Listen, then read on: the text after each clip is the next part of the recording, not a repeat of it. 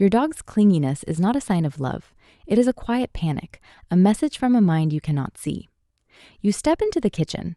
The paws patter behind you. You sit at the desk. A chin rests on your knee. You lie down in the dark. A warm body curls against your spine. This is not a habit to break. It is a memory older than the house you live in. A memory of a world where being alone meant death. A mind shaped by the terror of being alone. What your dog is telling you is that you are its survival. Not just its source of food, but its safe point in a chaotic world. To understand why, you have to look at a laboratory in Budapest. In the late 1990s, a team of Hungarian ethologists did something remarkable. They borrowed a test designed for human infants. The test was called the strange situation. A researcher named Mary Ainsworth had created it decades earlier.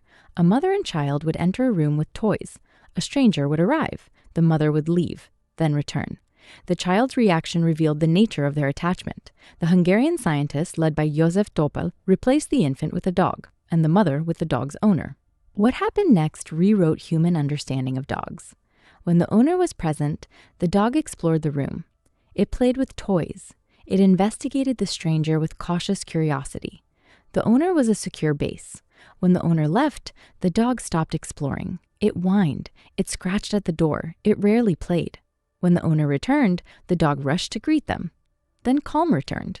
That pattern is identical to a human toddler. Your dog does not just like you, it is anchored to you. You are the safe center of its universe. And when that center shifts, the dog's internal alarm goes off. But not every dog is the same. Some dogs show what scientists call secure attachment.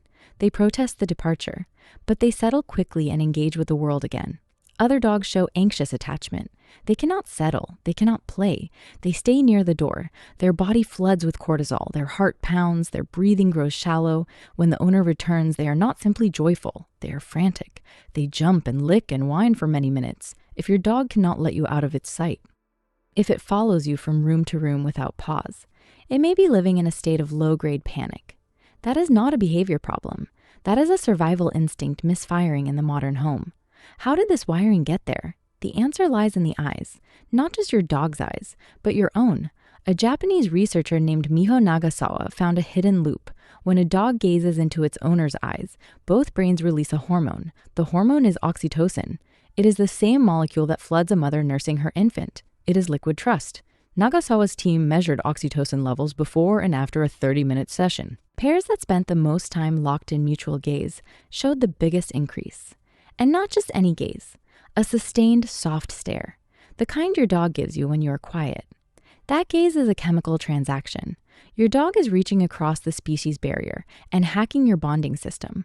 And it works both ways. Your oxytocin rises too. Nagasawa called this the oxytocin gaze-positive loop. It exists in very few other animal-human relationships. It is one reason your dog seems to read your soul. And it explains the clinginess, following you, staring at you, staying close enough to catch your glance. All of it is a bid to trigger that loop. Your dog is not just keeping you in sight. It is actively trying to bond you tighter. But why does it need to bond so fiercely? To find the root, you have to go back to the edge of a human campfire. Some 30,000 years ago, a wolf approached. It was not the boldest wolf. It was not the strongest. It was the one that could tolerate proximity.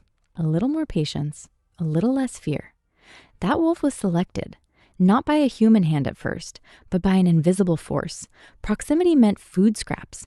Proximity meant survival. Over generations, those wolves became tamer. They became the first proto-dogs, and their young inherited a new trait, a desperate need to stay near the human. The ones that wandered off did not come back. The ones that clung to the camp survived.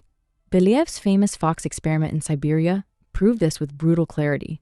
He selected silver foxes purely for tameness. Within 10 generations, they acted like dogs. They wagged their tails. They whined for attention. They sought eye contact. They became clingy. Tameness and clinginess are the same genetic package. In selecting one, you get the other for free. Your dog is the living result of that ancient filter. It cannot help its desperation to be near you any more than it can help its fur. But there is a twist. Your clingy dog might not be asking for protection. It might be offering it. Consider the viewpoint of the dog. You leave the den every day. You climb into a metal box that roars away. You vanish for hours. From the dog's perspective, you're taking a deadly risk, alone without the pack. Its instinct says that a lone hunter is vulnerable. that the pack must stay together to survive, following you from room to room, monitoring the bathroom door, sleeping pressed against your leg. All of it can be read as guarding behavior. Your dog is trying to keep the pack whole. It sees you as the one in danger, not itself. That is a stunning reversal. The neediness you feel is actually responsibility. The animal is standing watch over you. The biology backs this up. A neuroscientist named Gregory Burns at Emory University trained dogs to lie perfectly still inside an fMRI scanner. He wanted to know what their brains valued. He gave them different scents. The scent of a familiar human triggered a burst of activity in the caudate nucleus. That is the brain's reward center. It lights up for food, it lights up for play, and it lights up for your smell alone. The mere memory of you is a neurological reward. So your dog does not just need you, it delights in you. Your existence is a pleasure deeper than any treat. When you are absent, that reward is cut off. The brain registers it like a withdrawal. That is why the anxiety can be so all-consuming. So if the brain treats your absence like withdrawal, why do we so often respond with a scolding that amplifies the panic? That uncomfortable question leads to a twist nobody saw coming. But if this need is primal, why do we still punish it? The scolding feels like a deeper threat to the dog. To an ancient brain, your rejection is the pack scattering. The panic does not subside, it burrows deeper. That whole evolution, Doug, is still wide open.